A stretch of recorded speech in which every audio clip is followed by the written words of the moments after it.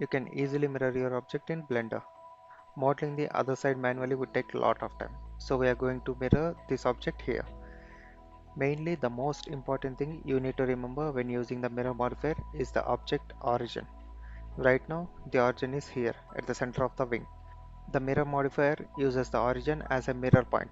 So if I add a mirror modifier now, Blender creates the mirror side in the wrong place. For my model, the point should be the center of the complete object after mirroring. So I need to move the object to this location. First, move your object so the center of the model is at the world origin. Then right click and choose set origin. Now choose origin to 3D cursor.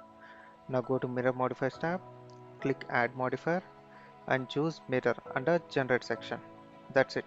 You can now mirror your object along the axis X, Y and Z depending on your model. Don't forget to subscribe for more quick Blender tips and I'll see you in the next one.